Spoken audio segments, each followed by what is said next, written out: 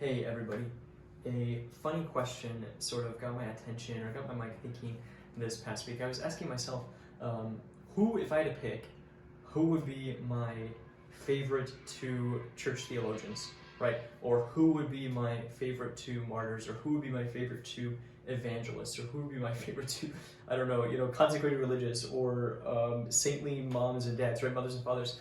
And as I went down that list, it was funny because I was thinking about different saints that I love and saints that I've gotten to know, and it also got me thinking about the ones that then I had to leave out of the equation, right? It's like, oh, saintly parents, like, well, Mary and Joseph have to be at the top of the list, but what about Saint Gianna? What about Saint Isidore? Pick all these other characters. And in some sense, it's an unfair question, right? The saints in heaven are not asking themselves, who's the best of this list, or who's the best of this category, or who's got the most fans down here below, right? Each of the saints are just in love with the place that they occupy in heaven, that the place that they occupy amongst the communion of saints. But this all got me to the place of asking, who are the top two church historians?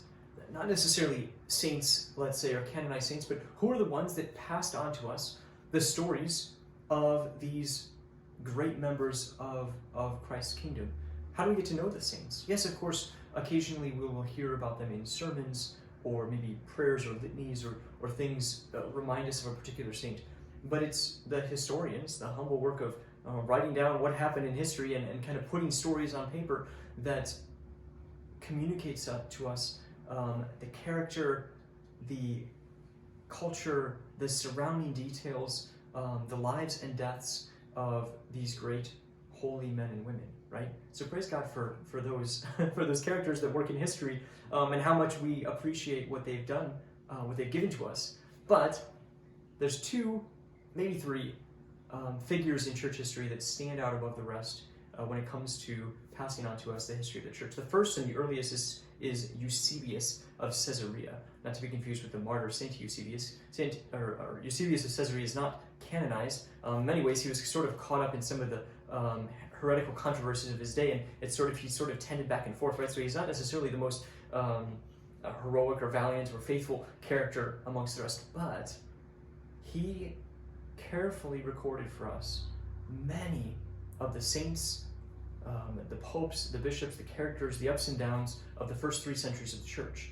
For him, in some ways, he kind of began the work of putting on paper or writing down the history of the church. And so for him, I think we can be very grateful for all these this insight that he gives us into those early days, but also the stories that he tells us of these early martyrs and popes and saints and everything else. Now, he doesn't tell us about Saint Cecilia, which was the saint that we're celebrating now, and the saint that kind of got me on this track, right? But her story is going to come later in the life of the church. It's probably about 250 years before her story is finally kind of recorded for us, the acts of her martyrdom. But she lived just a few decades before Eusebius did. So in some ways, they're kind of like parallel characters. Eusebius is the one writing these things down. Cecilia is this great model of consecration to the Lord and martyrdom for him, right? But the second great historian of the church, a man by the name of Caesar Baronius, a great Roman name, I suppose, he lived in the city of Rome, also where Saint Cecilia was from, some 1,200 years after Saint Cecilia, right? So Saint Cecilia lived in the 300s. Baronius is not until the 1500s, late in the 1500s. He's a member of the oratorians of St. Philip Neri, right? So he grows up in the city. At first, he's studying church law, and then theology. He's kind of shifting more and more towards the work of the church, right? And then eventually church history, especially as an oratorian under St. Philip Neri. And he was made a cardinal by Pope Clement VIII. And it's under Pope Clement VIII that one of the great projects of the day continues, which was the building up of St. Peter's Basilica. And it started several decades before, and it would finish several decades later. But the columns continued to rise, and the dome was beginning to take shape all during these years when Baronius was immersing himself in the history of the church and working on a project similar to Eusebius's. Eusebius wrote this great history of the church in the first 300 years. Well, Baronius is attempting to do the same, but 1,500 years of church history, right? But he finds himself in this tremendous time where all these different projects, all these different historical moments are unfolding before his eyes.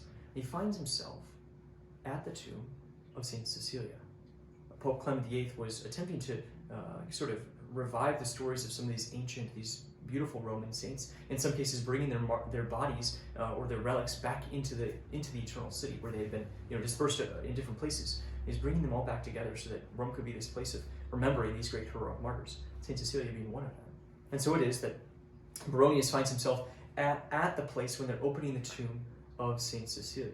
Now, the legends around her life were extraordinary, right? She's this young woman that consecrates her life, her virginity to Christ, is set to be married to a pagan man, or her father had arranged these things. But on the night of their wedding, says to him, "Look, my body, my virginity is consecrated to the Lord, and here's who he is." Right? And she explains to him, and she just convicts him and convinces him of the truth and the beauty of Catholicism, and so he converts as well, along with several of the other servants and other surrounding people, and they're all martyred. Right? Saint Cecilia, of course, we know some details of her martyrdom, where they attempted to kill her in different ways, and then finally the executioner attempts to behead her. Right? Does so kind of poorly, so she's actually left to bleed for a couple of days before she finally dies. Right? And gives her life to the Lord. And these are the accounts that came from 1,000 years before Baronius. Right? But these legends are sort of swirled in history, and there's people that say, "Oh, her body is still incorrupt," and you're kind of like, well, maybe it is, maybe it's not. Right?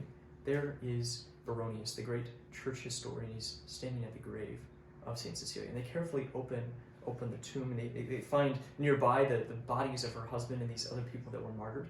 Okay, that the history is coming alive. Then they open the tomb of Saint Cecilia herself, and there she is lying before them. Her body is still pristine and beautiful. Right? She's lovingly kind of wrapped in these gorgeous garments that someone had obviously given to place upon her after she'd been martyred. But you can still see the wounds and the blood from her martyrdom. Right? It's all there before their eyes, and they can just see in front of them the stories that have been told of this saint. Right? Are now come true. Right? They're now proven to be real.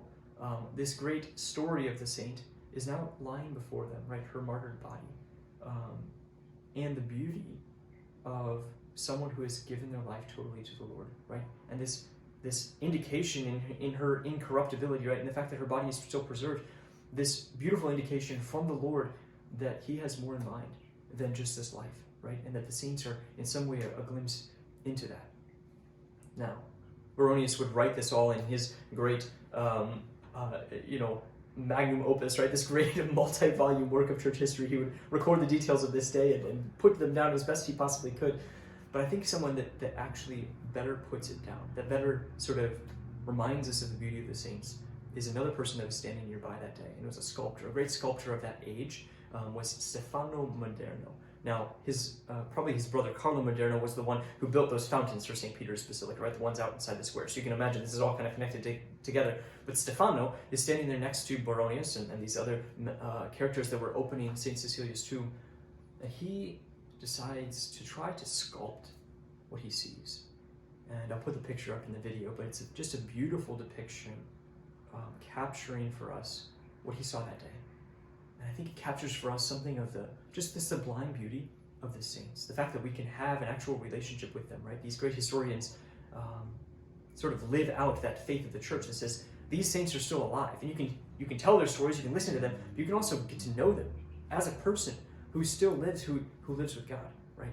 And I think maybe for us, that sculptor can, in an even more vivid way than the historian, just move us and compel us to recognize what the saints are and who they are for us. So I encourage each of you to think about who are those saints, the saints that you love the most, and why do you love them? What is it that brought you to that love of them? Maybe a reflection that I think Saint Cecilia would also love us to do. God bless. Over and out.